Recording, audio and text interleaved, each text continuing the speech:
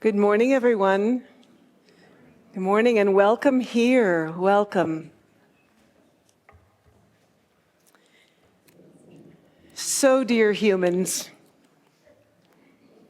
welcome to this Sunday gathering. To those of you who are online, on live stream, those of you who will be hearing this down the road, welcome to you all. For those of us who are here in this place where we put love at the center, we can take a look around just very briefly. Just look around for a moment. To those that you know, to those that you don't know very well, but you've seen before, maybe you can make a mental note to say hello at some point. So, for those of us who might be sharing coffee back in the fellowship room, hello to you. If it were not for you, we would not be here. So the first gratitude is to you for showing up. And then as we do, we just want to remember where we place gratitude for so many people, right? For Lydia, who returned from a trip to play for us this morning. Jet-lagged as she is, be kind. For the media team that allows us to be seen and heard. Thank you to Jim and James and Michael, Jim and John and Michael, and a plug for any of you who might want to learn this. There are opportunities to sign up and become part of that wonderful team. We're grateful for those of you who get here early, to welcome the rest of us, to make coffee and to get snacks. Thank you so much. To Jane, who has created the beauty that we see here, the space with flowers, and to those who keep us secure, watching in the parking ground and making sure that none of us stumble. We're grateful for Doug and Doug and Mary and Aaron, our staff, and we're really appreciative of our wonderful board and their ongoing stewardship of us. While we miss her today, Rev Gail is taking a little time away, so we wish her well and she will return next week. Rev Jean Darling is here with me today. I'm Leslie Rombo. I am your worship associate. We also welcome Victor Kazanjian, who Jean will introduce more fully. Good morning. And we are so pleased and fortunate to have Reverend Victor Kazanjian, our colleague from the Interfaith Leadership Alliance, here today to share his considerable experience creating peace around the world. Let's see, Victor, I had to abbreviate his bio, and I have copies just outside the door here if you want to read more about him.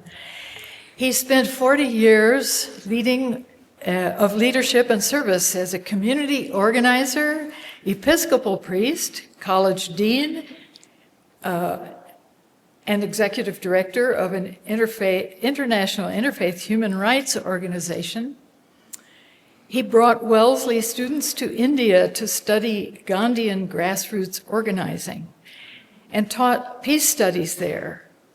He served as executive director of the United Religions Initiative, a global grassroots intercultural and interfaith peace-building network. Though he retired in 2021 and then moved to Santa Fe, his work for peace continues. He and his wife, Michelle, now serve as spiritual midwives, coaches, and consultants for helping individuals, communities, and organizations to find balance, achieve their goals, and birth their creative potential. Welcome, Victor. Our opening words this morning are adapted from number 585 in the back of our gray hymnal by Marge Piercy. We must sit down and consult together. Perhaps we should sit in the dark. In the dark, we could utter our feelings. In the dark, we could propose and describe and suggest.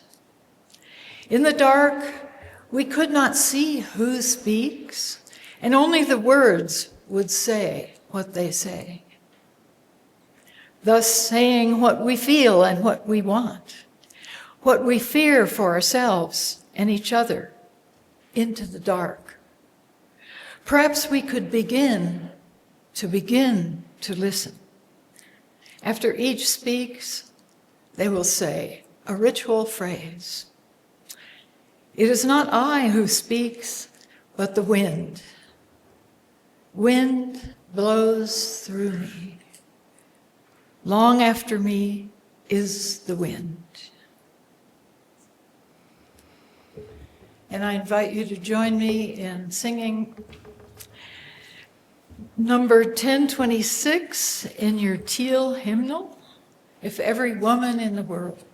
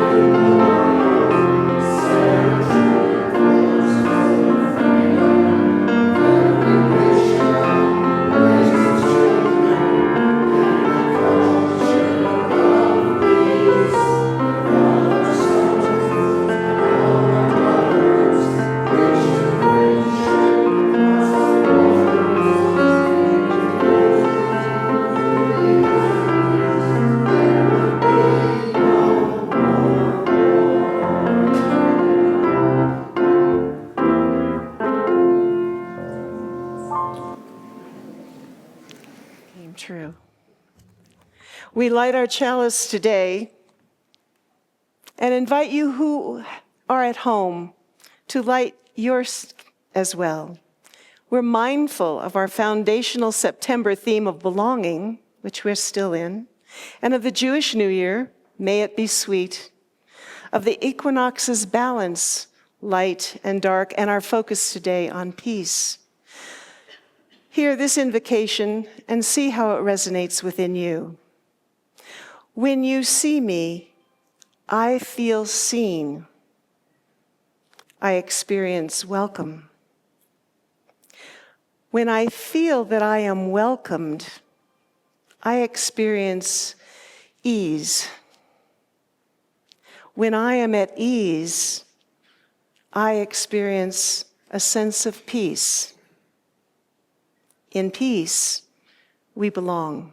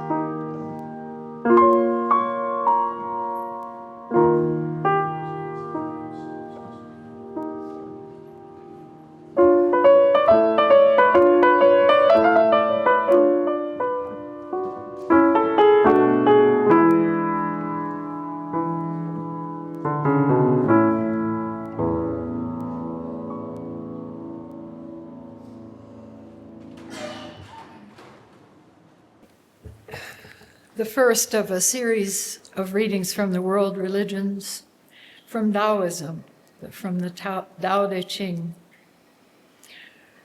Returning to the root brings peace, a peace that recognizes no difference between self and other, and appreciates awareness as completely perfect, just as it is.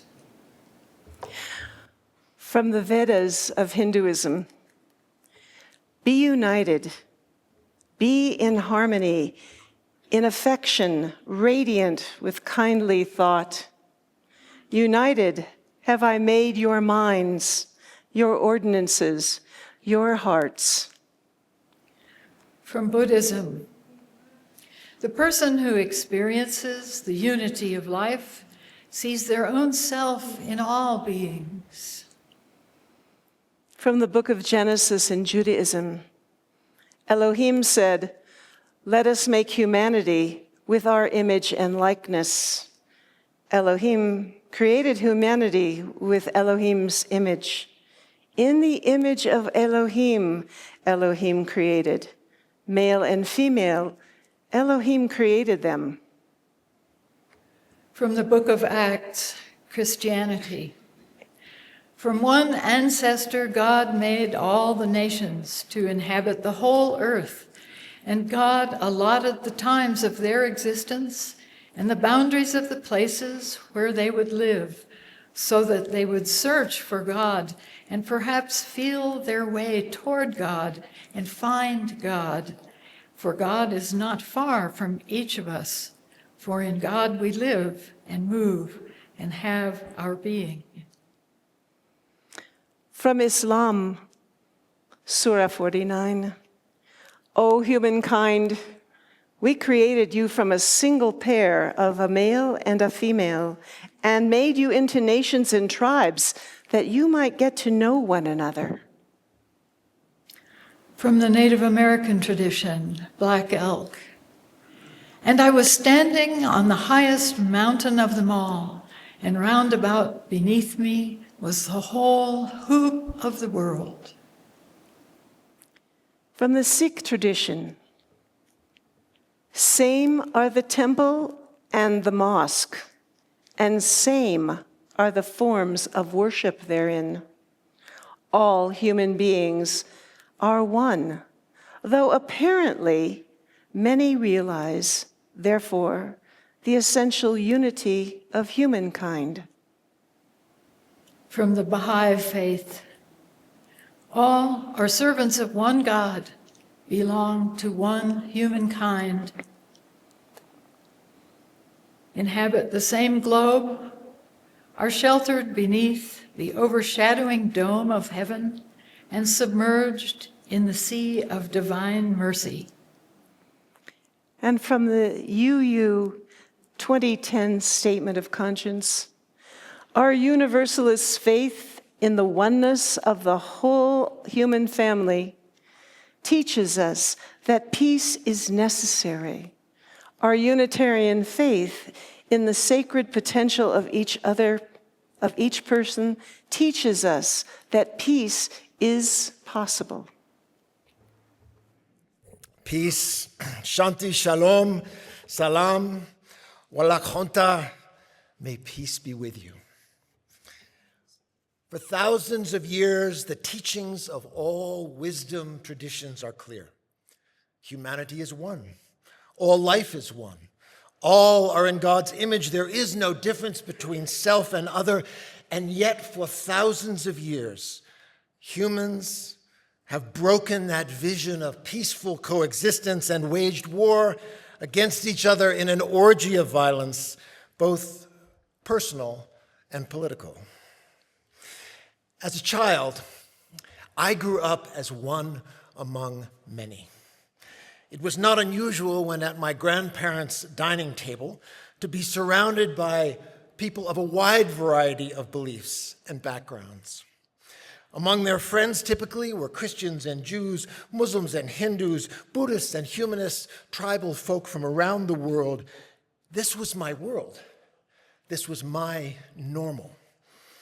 I was one among many one of the many of God's likenesses, all sheltered beneath the overshadowing dome of heaven, each part of the whole hoop of the world where all live together like one being. I learned that the Christian path of my family was one among many, and that being one among many was a beautiful thing. This was the way that the scriptures of the wisdom traditions described the world, the way that the great teachers, prophets, and poets taught about humanity and our relationship to each other. At my grandfather's dinner table, I learned that I could celebrate the story of my religion as well at the same time as learning from those from different paths. What a wonderful world this is in all of our diversity. Male and female, we were created different nations and tribes. We were created united in mind and heart. We were created in this way. Our life force is the thread that binds us together in our common humanity, to each other, to all living beings, and to the earth, our mother. In this way, we are but a part of the wholeness of life. But as I grew up, I began to realize that most other people did not share my one among many experience, at least not in a positive way.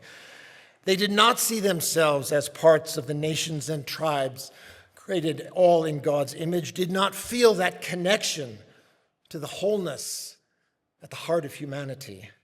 Instead, I heard people talk about others different from themselves as foreign, as others, as unbelievers, as heathen, as people to be feared, as people to be hated. This made me sad as a child. It makes me weep now. Human diversity can evoke appreciation of the beautiful, unique expressions of a larger whole, one among many. Or when these differences are experienced through a fear-based lens, can lead to the poisons of racism, sexism, homophobia, xenophobia, anti-Semitism, Islamophobia, and all the other fear-based diseases that infect our society. We see this all around us in the world today. Purveyors of fear, spreading the nonsense of a clash of civilizations or the heresy of the superiority of one race, gender, nationality, or religion over another, all in order to gain power, pitting people against each other. For centuries, prejudice-based violence have been violent ways in dealing with people of different cultures or beliefs. All has produced genocide, Holocaust, crusades, slavery, the horrific interpersonal violence, often against the most vulnerable, each having its roots in the dehumanization of the other, often justified by exclusive claims of truth by one religion or another. We are living this nightmare once again in this country. There is no place for exclusivism and its offspring superiority or supremacy in our world. They violate the core tenets of all religions, of all wisdom traditions, of all humanist values. Exclusivism, supremacy, superiority are heresies. They are sacrilegious, desecrating the essence of spiritual and humanistic traditions they claim to represent. They are beliefs forged out of limited perspectives, rooted in ignorance, often inflamed by the lust for power. In looking to illustrate this dynamic among humans, I came up with a very low-tech example, first developed for children who were wonderful at explaining this, then used with adults who are less wonderful at explaining this. Imagine we were sitting in a circle around the box. It works a little better that way, but it will work this way too. The question for you is, how do you know what the box looks like? How do you know what the box looks like? Now, there are two basic rules. The first is you can't move from your seat because your seat is your perspective. It's what's been forged over a lifetime, the things you've learned, the ways in which you see the world. That is your perspective on the box, on the world, on reality. And the second, you can't move the box. When I'm doing this in smaller groups, adults often say, why can't I move the box? Who says I can't move the box? You can't move the box.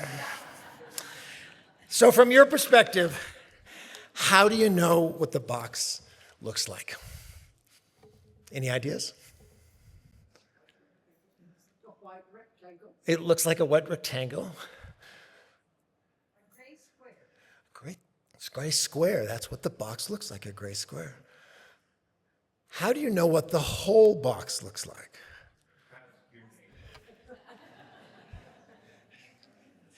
The first lesson of the box, or the world around us, is that we are limited by our perspective from seeing the multidimensional reality in which we live. The second lesson of the box is we need to hear perspectives of others in order to have a more complete picture of the world around us. We understand the world only in as much as we share and create that understanding together. We need each other. We need to hear each other's perspectives in order to know what the box, what the world looks like beyond our own perspective. As human beings, our perspectives shaped by our life experiences are both unique and uniquely valuable and limited. This may be the hardest lesson for humans to understand. Our perspectives are valuable and they are partial, always. Another lesson of the box is that it is possible that a person's view of the box is so close or so one-sided that they don't even realize there is a box. All they see is one dimension of reality. Therefore, perspectives learned in isolation can lead to exclusivist views of the world. When I look at the box, my box is a green square. When you look at the box, it's a gray rectangle. It's not a gray rectangle, it's a green square. That's what I see. That's my perspective. Unless we connect, unless we share our perspectives, we will always have a partial and limited view of reality. The assault on diversity, which has been my entire life's work in this country, is an attempt to obscure the reality of our interdependence and cultivate exclusivist, fear-based views that can be easily manipulated. So let's say I hold this absolute view that the box is a white background with a green square. I'm certain of it because that's what I see. I look at the box, I see a green square, case closed. That's reality. If I'm rigid, then your view of the box as a gray rectangle or an orange circle or a purple star cannot be true. And if you are as rigid as I am about defining what the box looks like from my limited perspective, we have what seems like an irreconcilable conflict. I may find myself gathering others who share my green square worldview. The algorithms on social media connect me to other green square viewing people. The news that I consume may mostly be about green square perspectives, reinforcing my green square view of the world, denying your perspectives on the world.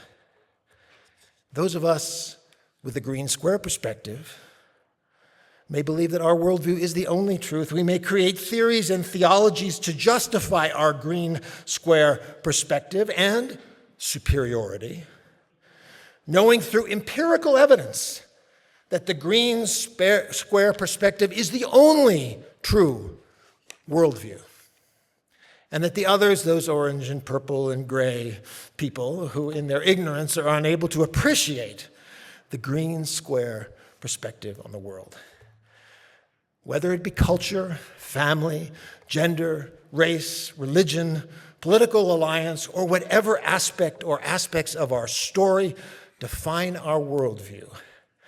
Our identity as an individual or group, when perceived as exclusive or superior to others, this prevents us from seeing others as essential partners in the collective understanding of the world, of our lives, of the multidimensional reality in which we live.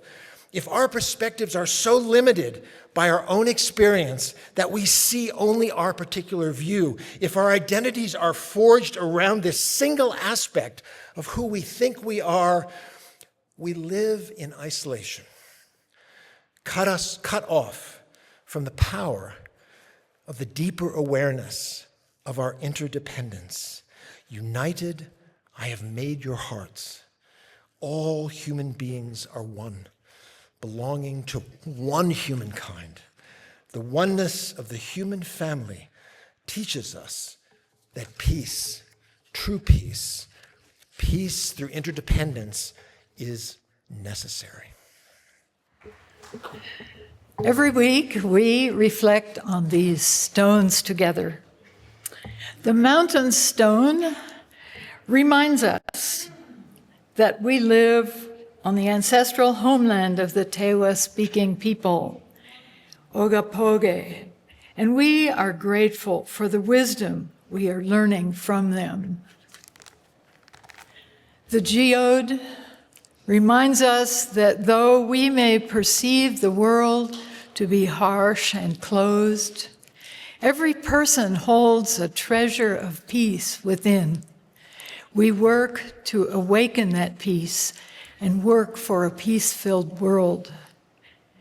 The fossil-filled stone reminds us that this area was once an ocean and may be ocean once again. We know we humans are harming the planet, and we work to help the earth heal.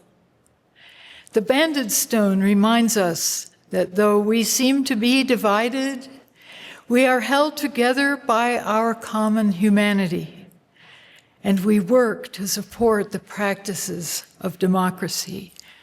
Let us remember that we together work for these precious things. So it's fun to do this for the first time. So as you know, each week we share with each other our joys and our sorrows. And we light candles, this week, a candle of concern for Adrian Dignio, who has yet another medical concern to cope with. Please send good wishes and moral support for her on her way. Please do that. And a joy that Rev Gale's Interfaith Leadership Alliance colleague, Victor Kazanjian, is speaking this morning. She's going to be on live stream hosting for everyone who is there. So hello to Rev Gale. Everyone can wave. We have another joy. Gansha, the mother of the Afghan family that we've been supporting all along, you remember, is thrilled. She said last Sunday, we drove her to Los Alamos UU Church, where she sold over $500 of her crafts. The church also gave her a check for $1,000, which will help pay her next month's rent. Thank you to Gail.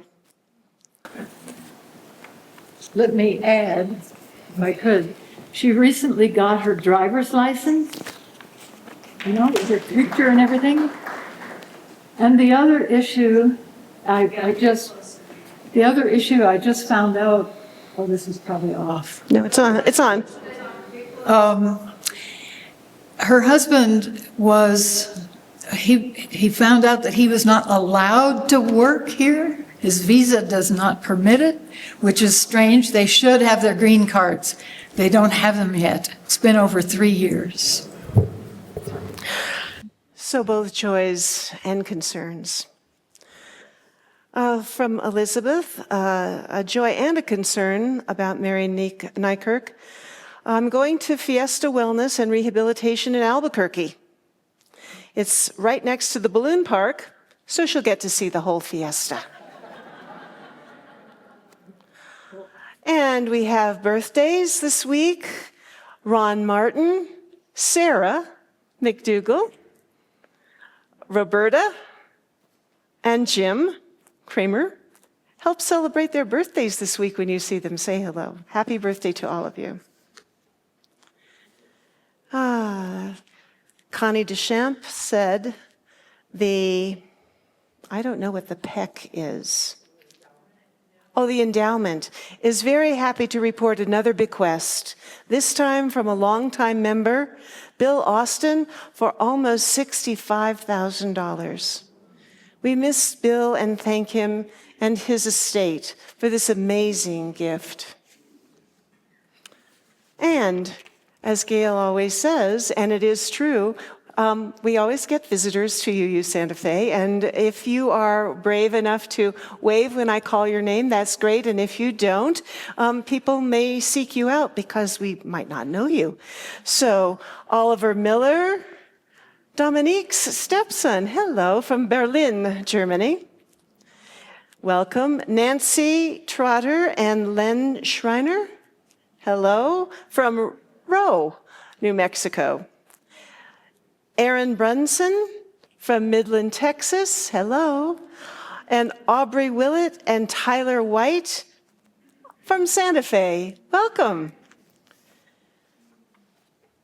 We also light one more candle for those joys and sorrows that have not been spoken yet, that each of us carry within our hearts.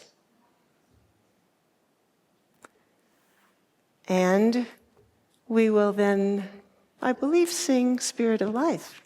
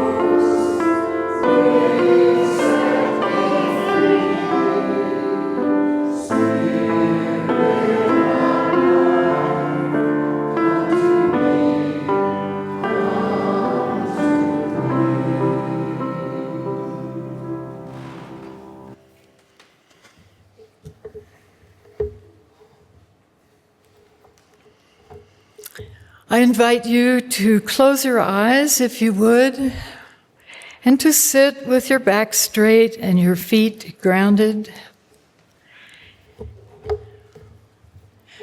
Breathe. Relax your shoulders and your arms and your hands. We are living in stressful times.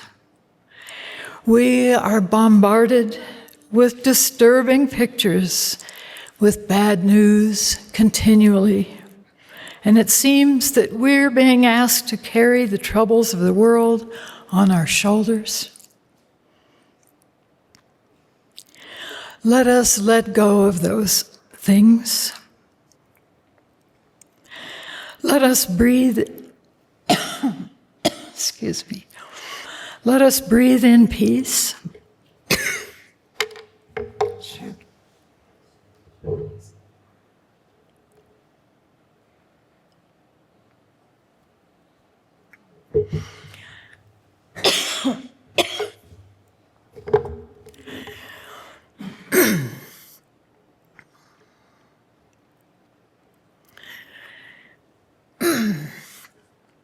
Breathe in peace. Let go of the pictures, the thoughts as we breathe out. We have one another. We can take hands. We can tell stories.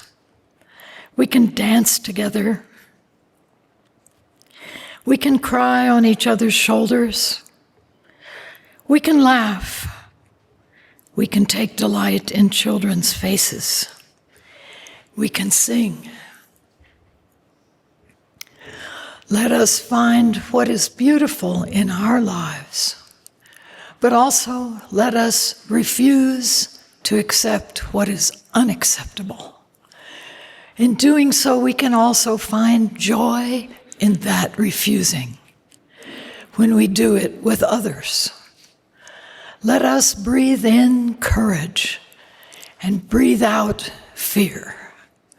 Let us breathe in love and breathe out peace. Let's rest for a moment in silence.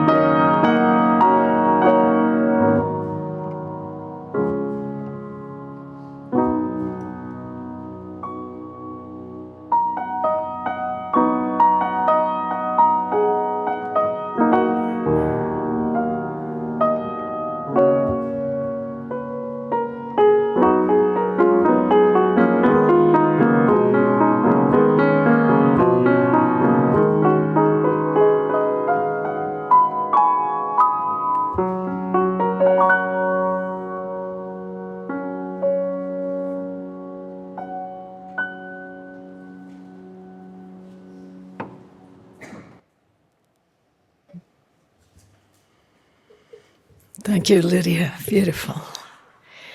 This reading is from Howard Thurman, one of my favorite 20th century Black theologians.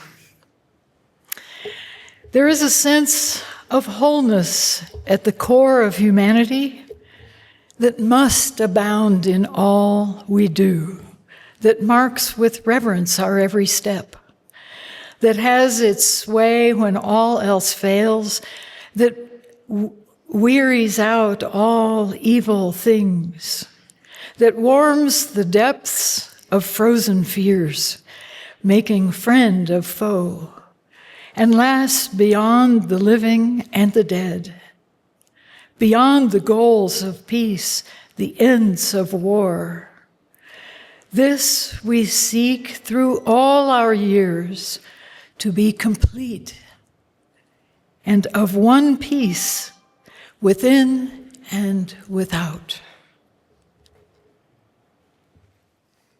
So one of the people regularly around my grandparents' table was Dr. Thurman. Dr. Howard Thurman was a Universalist Christian who understood himself as one among many. There is a wholeness at the core of humanity that must abound in all we do, that wearies out all evil things and warms the depths of frozen fears. As a child, his deep, calm presence is what I remember most.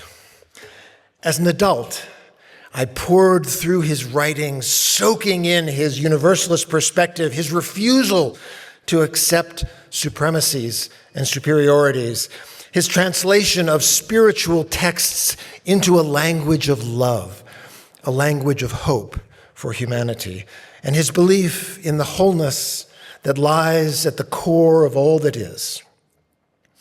I devoted much of my life to working towards seeking wholeness in the world around us.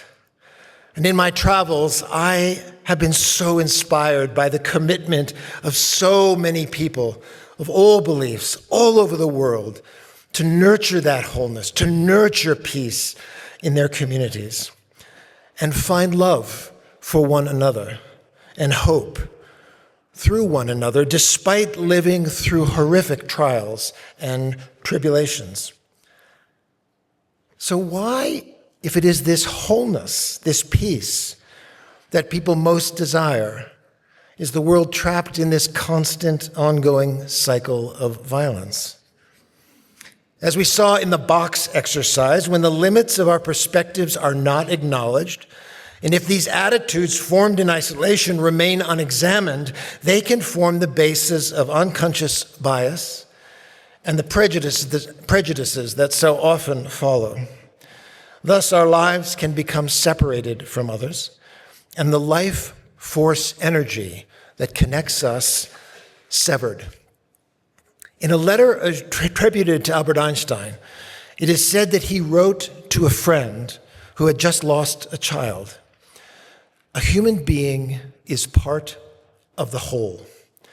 That person experiences themselves, their thoughts and feelings as something separated from the rest, a kind of optical delusion of their consciousness." An optical delusion of their consciousness. This delusion is a kind of prison, restricting us to our own desires and to affection for a few persons nearest to us. Our task must be, said Einstein, to be free from this prison by widening our circle of compassion, to embrace all living creatures and the whole of nature in its beauty. One way to understand Einstein's call for the widening of our circles is to embrace the practice of perspective taking, which we saw in the box, which requires us to become aware of the limited lenses through which we see the world and reach out to others to gain their perspective. Otherwise, we live in that prison that Einstein described, a prison of our own lack of self-awareness and lack of an awareness of the multidimensional world around us. Until recently, the focus of my peace building has always been in the world around us, and how the illusion of separation that Einstein identified is the root of the violence of supremacies among human beings. Over time, I came to realize that dispelling the illusion of separation needed to extend beyond the human community and to life itself, the whole world around us, to our plant and animal siblings, to the earth and sky and all that is. The notions that humans are superior to nature rather than a part of nature, and that it is the destiny of humans to dominate nature and extract from nature that which we desire, is another heresy, violating the sacredness of life and life force. Over the years, my childhood, one among many experience, has expanded to include all life forms, among the many of which I am but one. I came to understand my relationship to the natural world as akin to the human world, and that my kinship needed to extend to all life. The human world, which had been the context in which I experienced my entire existence, began to recede within this larger universe of life. Humanity's problems, as many and varied as they are, became but one dimension in my life. of the worlds within and the worlds without, as Thurman would say. In recent years, science and spirituality have converged in challenging the illusion of separation, that illusion that Einstein spoke of, and affirmed our interconnected reality. Quantum physics, noetic science are forming a contemporary explanation for ancient spiritual beliefs of the oneness of life, the non-dual nature of reality. Now, you may not believe this, but Dan Brown's new book, The Secret of Secrets, the author of the Da Vinci Code, is all about non-dual reality. And he spent 4 years with the quantum physicists and noetic scientists researching that story. It's a good one. But is there more to life than humanity and the natural world? What are we to make of Thurman's vision that there is a wholeness that lasts beyond the living and the dead, beyond the goals of peace, beyond the ends of war? This is a hard part for many activists to hear. It was a really hard part for me to hear. I have lived my life believing that it was my primary responsibility to heal humanity and the natural world and reform the systems and structures that are destroying both. I still believe that in my humanness, I am called to help with that healing. But I have come to believe that there is indeed more beyond the goals of peace and the end of war. This expansion of my understanding of reality inspired me to wrap up a career engaging human systems through peace building and justice seeking and become a student again, a student of an expanded reality. While I continue to support the peace and justice movements by mentoring young activists around the world, my own explorations have turned to exploring more deeply the worlds within. This was accelerated shortly after I retired and moved to Santa Fe, when a doctor's routine exam discovered that I have a large descending aneurysm just above my heart, in the descending aorta. Here I was, in the best shape of my adult life, living a healthy life, retired from the stressful responsibilities of my work, and yet facing a potentially life-threatening health situation. For the first time in my life, I needed to face death personally. After the first barrage of medical investigation and treatment, I gradually found myself reflecting on human existence, more specifically, my human existence. I dove deep into existential questions about the relationship of which I was calling me to my body. Were they one and the same? Was this biomechanical suit that I call my body the container of my consciousness? When the body passes, is that the end of my consciousness?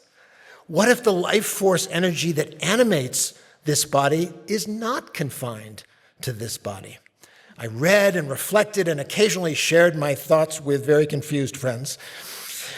Amidst the whirlwind of fears of death and questions about existence swirling within me, a still small voice began to speak.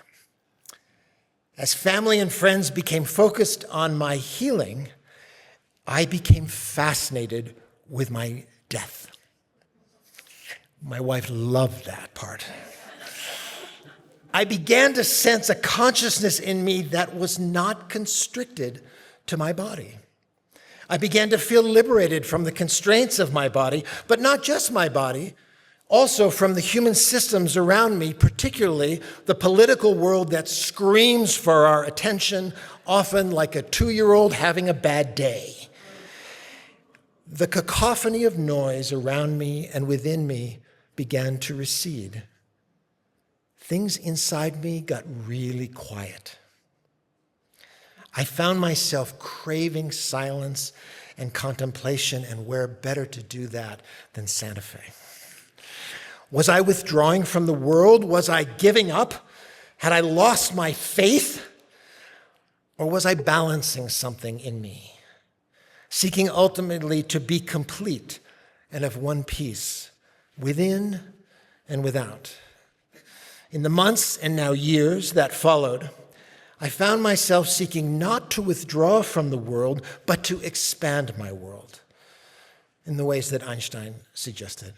First, by rejecting the illusion of separateness and embracing kinship with all living beings.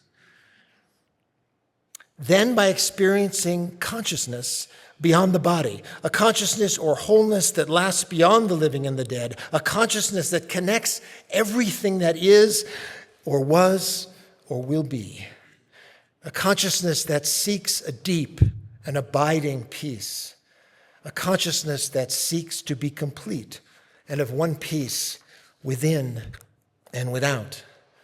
What I'm learning through this journey is that in a world in which fear is so often used to control people and countries and economies, all who seek to create peace must learn to move beyond our own fears, particularly the fear of death.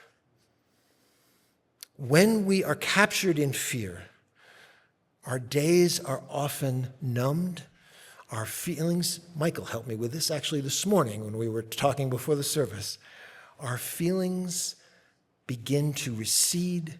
We live in sort of an even-keeled state so as not to trigger the fear in us. I'm a grandchild of genocide. There's plenty of fear in my family lineage. If the essence of our beings, if our connection to life force, our consciousness, cannot be frightened into submission by threats, even threats of death, then we are free. Free to express our truest selves, our most loving selves, to liberate our spirits regardless of what madness may be happening around us, and thereby be a liberating force in the world. You sing this every Sunday. We sang this at Wellesley College at every interfaith service. Spirit of life, come to me. Sing in my heart all the stirrings of compassion. Blow in the wind, rise in the sea, move in the hand, giving life the shape of justice. Roots hold me close. Wings set me free. Spirit of life, come to me. Come to me. On this day of peace, my hope, my prayer, my invitation, my plea is that in our incarnate forms, as life force energy humanizes our bodies for a time, may we embody the teachings of the wise ones and continue to work for peace and justice in the world around us as a way of honoring our interconnectedness with all humanity. That's okay, don't worry. That's interconnectedness. May we do this to honor our interconnectedness with all humanity, all life forms, and this earth upon which we dwell. And as conscious beings, not limited by our physical bodies, nor ultimately constrained by the human systems and structures around us, may we also honor the wisdom teachings of those like Howard Thurman, guiding us towards the fullness of our consciousness and our oneness with the life force energy that is now and will always be. May peace be with you now and always. Hi, you all from Short People.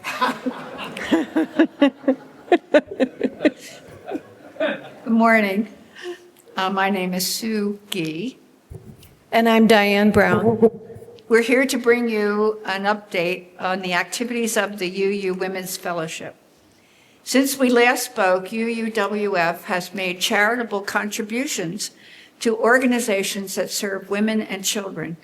This year, we gave modest grants to Free Flow New Mexico, the Coalition to Stop Violence Against Native Women, St. Elizabeth Shelter, specifically Casa Familia, and Planned Parenthood of the Rocky Mountains. We are grateful to the women who have attended our Saturday speaker series for the donation of these funds. In August, UUWF held a retreat for 23 women at the Pecos Benedictine Monastery. The program focused on women's stories, keeping our balance in difficult times. Due to donations to the Alyssa Allen Retreat Scholarship Fund, we were able to support 4 women in attending. So UUWF has been around for about 25 years in this congregation. And Elisa Allen, who our scholarship is named for, was one of those founders, certainly of retreats. And some of our members still here may remember the beginning of UUWF. We once had this room full of white tablecloth tables once a month on Saturdays. Marcia, I know you remember because she's our hostess. How many have been to some of those? A few, yes. And I remember Natalie talking to us about botany and how to have a native garden. I remember we had a Cuban diplomat who lives in Santa Fe, a woman who had been there, and it was a wonderful talk too. So now, through COVID, we've done Zoom speakers from various organizations and within ours, as well as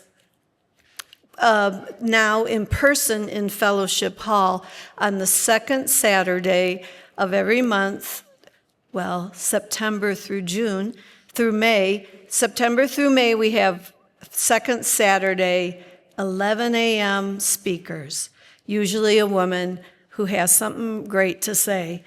And at 10:30, we have a half-hour happy hour, coffee hour for socializing. So this year, we've started in 2 weeks, October 11th, 11 a.m., we will have Lamia Faruqi, the president of the board of the nonprofit Tomorrow's Women, which is a wonderful organization that works for peace with Israeli and Palestinian teen women, and young women too spoke at the Botanical Garden a week or two ago. So 11 a.m., October 11th, all women invited. We also will have Fearless Women of New Mexico coming up in November, Sacred Architecture of New Mexico with a woman who's an architect in December, Downsizing for Life's Transitions in the beginning of the year in January, and so much, much more. Watch our bulletin board out by the coffee window to see those programs.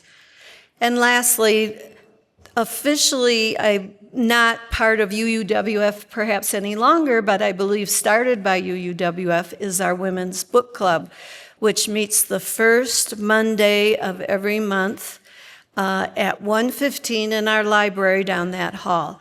There'll be a list on our bulletin board, that same one by the coffee window eventually, and you're all women welcome to it.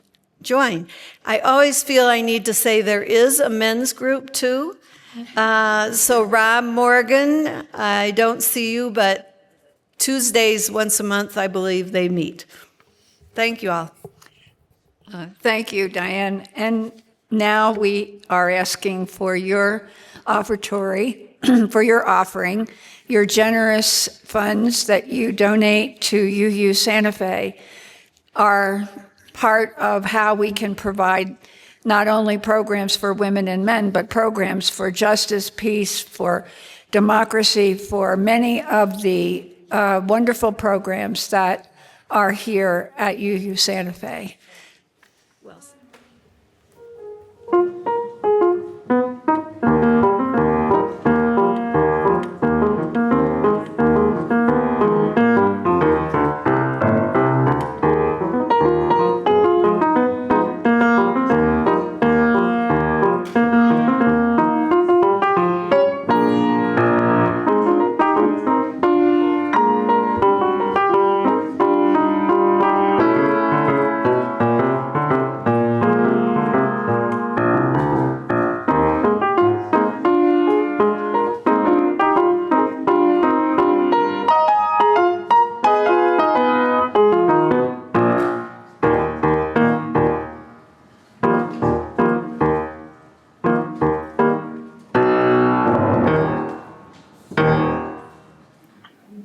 May love and skill be in our hands.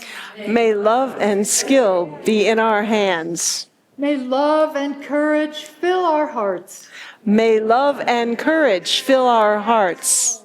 May love and wisdom light our minds. May love and wisdom light our minds. May love flow through us and walk among us May love flow through us and walk among us as we live our lives and work to heal our world.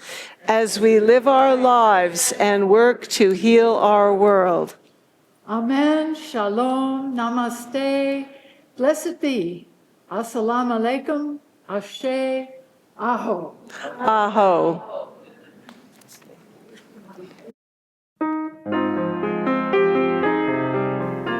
Thank you for joining us today, friends.